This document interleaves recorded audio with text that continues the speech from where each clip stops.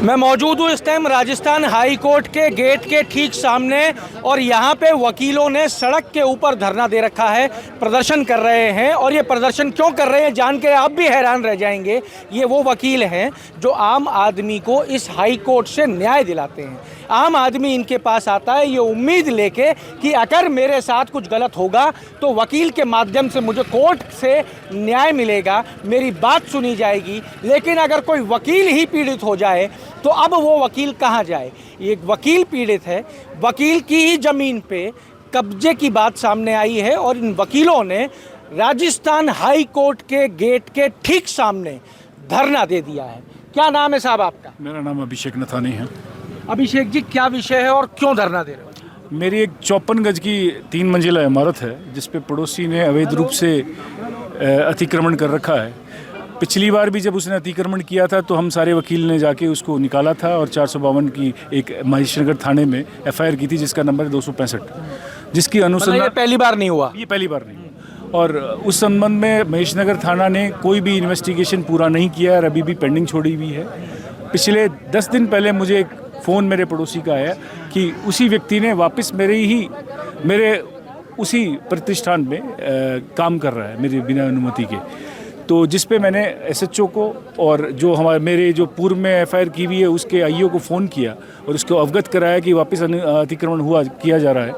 उस संबंध में उन्होंने कोई कार्य नहीं किया। उसके बाद मैंने अपने बार को हमारे सेक्रेटरी और अध्यक्ष को एक लेटर दिया जिस पे उनको ये दिया कि अगर आप कोई 24 घंटे में इस समस्या का निस्तारण कर सकते हैं तो ठीक है, वरना हम धरना देंगे। ये वो क्या रहेगा आगे की रणनीति? आपकी बात हुई क्या थाने में? आपने कोर्ट में कोई बात आप लेके गए क्या? अभी तक कोर्ट में नहीं गए हैं अभी तक, क्योंकि ये मामला अनुसंधान के लेवल का है और पुलिस वहाँ कल मौके पे गई थी और उन्होंने देख लिया। हमने भी वीडियोग्राफी की है, पुलिस ने भी की है, वो काम चल रहा है उसमें। और आज वो एसएचओ जो है वो मेरे को वो अभियुक्त समझ के उसने मेरे को कॉल किया।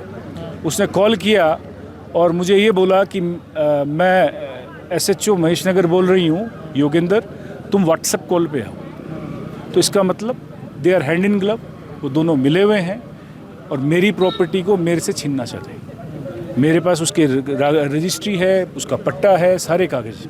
आप बार में गए तो बार ने ये तय किया कि सड़क पर बैठ के आंदोलन करेंगे? बार ने बोला कि हमारा समर्थन है, आप जो चाहें वो करें। तो आप कब तक चलाओगे ये धरना? अब वो तो प्रशासन पे है।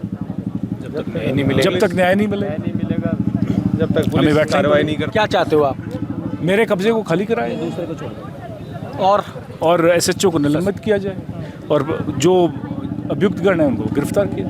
सवाल ये आता है कि आप तो खुद न्याय दिलाने वाले हो। आपसे तो लोग आपसे उम्मीद लेके आते हैं कि न्याय दिलाओगे आप। कोर्ट का रास्ता इसीलिए खुला हुआ है और आखिरी रास्ता कोर्ट ही माना जाता है न्याय का। जी। आप उसका माध्यम हो। आज आप सड़क के ऊपर बैठे हुए हो, आज आप धरना प्रदर्शन कर रहे हो, क्या ये न्याय संगत है? क्या बिल्कुल न्याय संगत है, बिल्कुल न्याय संगत है। हमें संविधान ने उतने ही अधिकार दिए जो एक आम इंसान को दिए। प्रोटेस्ट करना गांधीवाद तरीके से, वो हम कर रहे हैं। आम आदमी को तो परमिशन लेनी पड़ती है सड़क पर बैठने से पहले साहब। नहीं लेनी पड़ती, बैठे जंतर मंतर। वकील को नहीं लेनी पड़ती है? ऐसी बात नहीं, ऐसा कुछ नहीं है। हम जो कर रहे हैं वो अपने हितों के लिए, अपने इंटरेस्ट के लिए कर रहे हैं, अपनी कम्युनिटी के लिए कर रहे हैं। वकील के साथ इन दिनों कई वाक़ये हुए हैं और आपके सामने। ये धरना जब तक चालू रहेगा, जब तक आपको न्याय नहीं मिल जाता, आपकी प्रॉपर्टी को खाली नहीं करा दिया जाता और जो आप मांग कर रहे हो एसएचओ को निलंबित करने की, वो निलंबित नहीं कर दिया जाता, जब तक ये सड़क बंद रहेगी दोनों तरफ से। बिल्कुल पूरी तरीके से। काम पे क्या असर पड़ेगा? कोर्ट के काम में क्या असर पड़ना? काम करने जाएंगे जो जाएंगे वो आगे की हम रणनीति तय करेंगे बार एसोसिएशन के साथ में कि हमें आगे की रणनीति कैसे तय करनी है, आंदोलन को आगे कैसे चलाना है। और इसी प्रयास में अगर हमारी बार एसोसिएशन को हम और बार एसोसिएशन के अलावा काउंसिल को भी हम सबने साथ में लेते हैं तो हम विधानसभा भी कूच करेंगे और फिर हमारी मांगों में और भी जो विस्तार होगा उनको भी हम रखेंगे। क्या संभावना है कि काम भी बंद हो सकता है कोर्ट का? सर बिल्कुल, ये आज वकीलों के साथ इस तरीके का कुठाराघात हो रहा है। एक जो आम आदमियों को जो न्याय दिलाता है, आज वही एक अपने संघर्ष, अपने हितों के लिए आज रोड जाम करनी पड़ रही है। आज वो उसको इतनी बुरी स्थिति हो चुकी है, प्रशासन के लिए बहुत ही शर्मनाक है।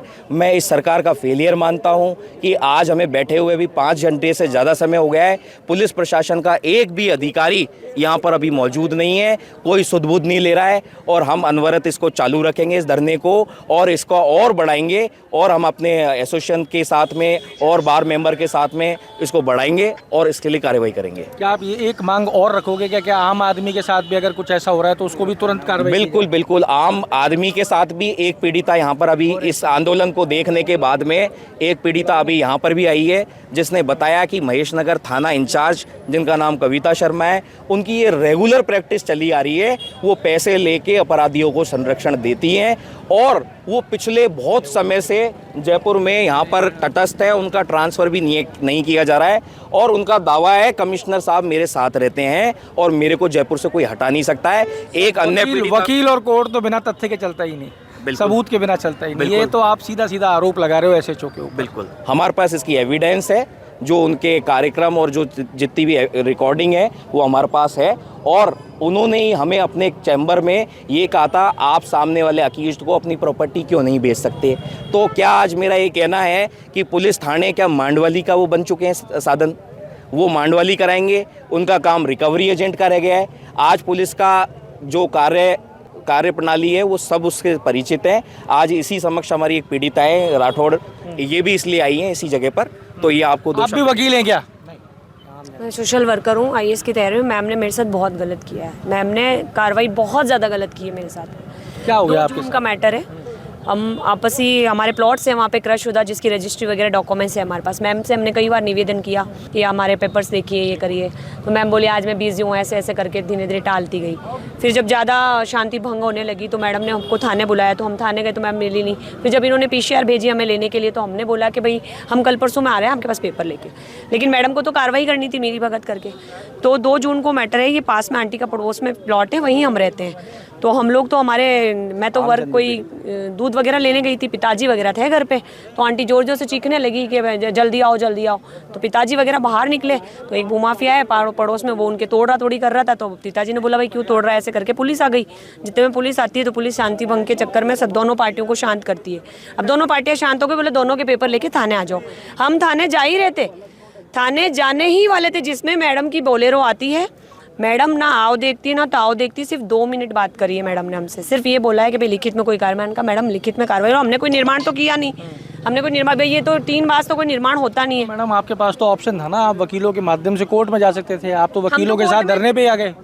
मैडम धरने आ गए मेरा इसमें, अरे भाई मेरी कोई सुनवाई नहीं हुई तो धरने पे तो आऊंगी ना मैं।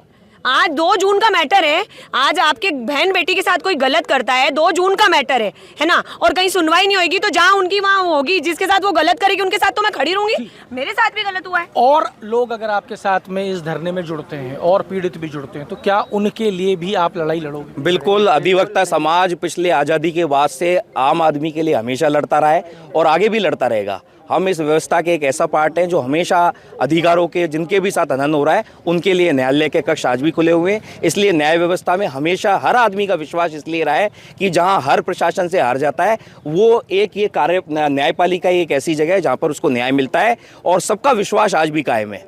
तो इसी व्यवस्था के इनके साथ जो कुटाराघात हुआ है एक अलग बात है, पर इनका कहना ये है कि आमजन के साथ भी उस महिला एसएचओ का व्यवहार इसी तरीके से है जो वकीलों के साथ किया जा रहा है। और वो उनके लिए मैं आप प्रशासन से ये करता हूँ अपील कि उनका निलंबन भी किया जाए और हमारे आंदोलन का हम अभी और विस्तारित करेंगे। तो देखिए, शायद ये देश में पहली बार हो रहा होगा कि जब वकील आंदोलन कर रहे हैं तो वकील के साथ में आम जन भी वकीलों के साथ में जुड़ने लग गया है, क्योंकि शायद कहीं ना कहीं आम आदमी भी उसी समस्या से प्रताड़ित है जिस समस्या से ये वकील प्रताड़ित है। जुड़े रहिए हमारे साथ। अमर उजाला के लिए जयपुर से मैं आशीष। अगर आप ये वीडियो YouTube पर देख रहे हैं तो हमारे चैनल को सब्सक्राइब करें और बेल आइकन को दबाना ना भूलें। अगर आप Facebook पर ये वीडियो देख रहे हैं तो हमारे पेज को लाइक करें।